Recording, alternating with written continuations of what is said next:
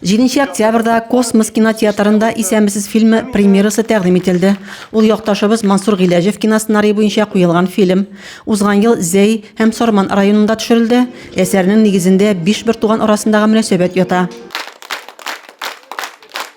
Действительно большой подарок. Киләсе елга Зәйгә 370 ел, әлеге фильм шәһәр юбилеена зур бүләк булды ди Петр Уразайкин.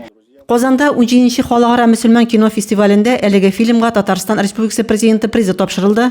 Ул тамашачы мәхәббәтендә яулады. Зәй җирендә шундый минем өчен зур татар кино туды. Мин шуны теләдем.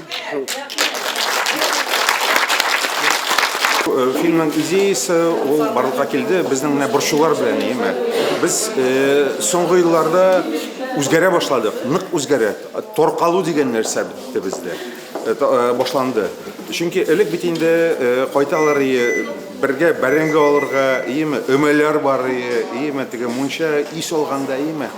Менә хәзер ул күренешләр бетте. Менә ул бик нык борчый мине ул нәрсә. Әлеге фильмның баш герое безнең Зәйдә яши. Фильм спектакль караганда мин күздән яшь акмаган идем. Монда фильмның уртасыннан җылый башлаган иде, биткәнче туктап булмады. Мин күптән елаган юк, менә бүген рәхәтләнеп карап, елап шул хәтле үземнең туган авылны, туган үйләрне,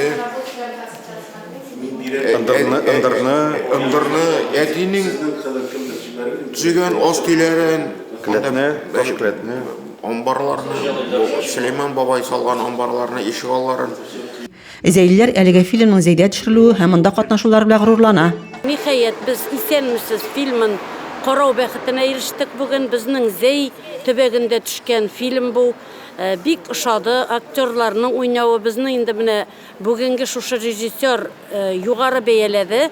Шын профессионал актерлардан да ким уйнамыйча, сез барыгыз да үзегезнең рольләрегезне осталык белән башкардыгыз дип. Рәзимә Кашапова, Александр Тимофеев, Денис Ипатов, Зәй хәбәрләре.